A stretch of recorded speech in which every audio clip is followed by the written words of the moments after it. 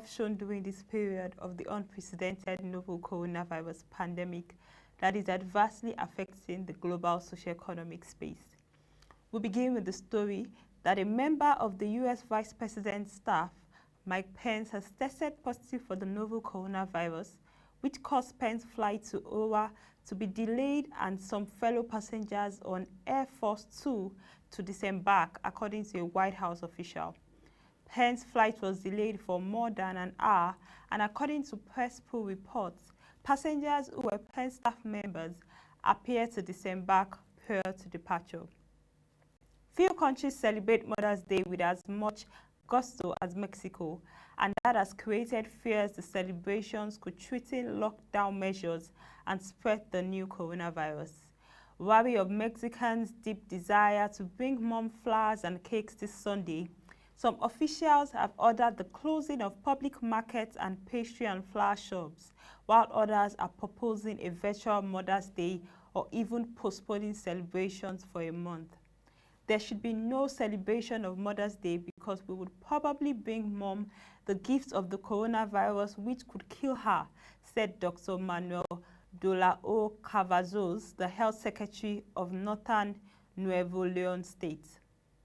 Kuwait would enact a total curfew from 4 p.m. on Sunday through to May 30 to help to curb the spread of the new coronavirus, the Information Ministry said on Twitter today.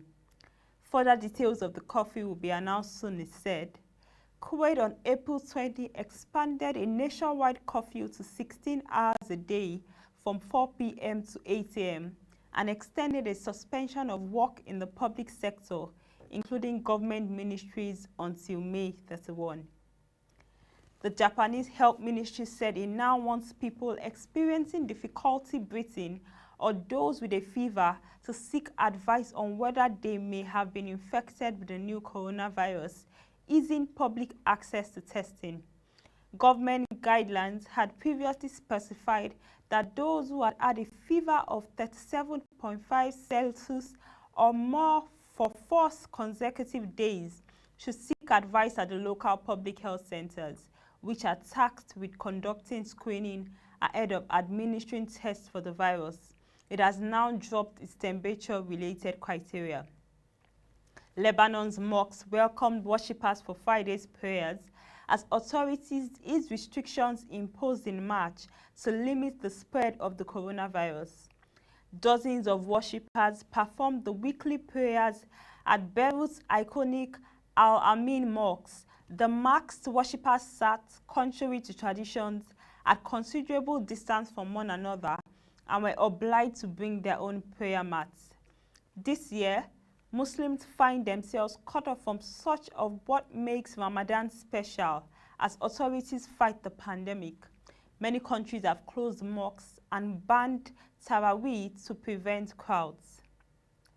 Qatar's health ministry reported 1,311 new confirmed coronavirus cases as total infections in the country surpassed the 20,000 mark. Most of the new cases were in expatriate workers who had come in contact with those previously infected, the ministry said. The European Commission will start dispatching a stock of 10 million masks to healthcare workers across the 27-country bloc and in the United Kingdom. The Commission said a first batch of 1.5 million masks will be shipped to 17 member states and UK over the next few days. The stock purchased through a European Union fund set up to tackle the COVID-19 crisis will be distributed in weekly installments over the next 6 weeks.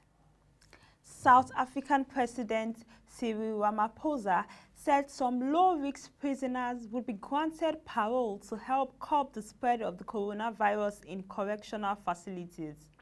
Around 19,000 people would be freed by the move, taken in response to a UN call on all countries to reduce prison populations so that social distancing and self-isolation conditions could be observed. In South Africa, as in many other countries, correctional facilities have witnessed outbreaks of coronavirus infections among inmates and personnel, Ramaphosa's statement said. Italy's economic capital, Milan, is a virus time bomb at risk of erupting, with residents now free to move around after 2 months under a pandemic lockdown, a virologist has warned. The city in the northern, referring to the easing of lockdown measures on May 4. The National Agency for Food, Drug Administration Control, NAFDAC, has been described as a possible treatment for COVID-19. The permanent secretary in the Ministry of Health, Mashi Abdullahi, memo dated April 28, 2020, for the management of COVID-19 departure of the ministry in Nigeria is not poisonous. Instead, all herbal medicines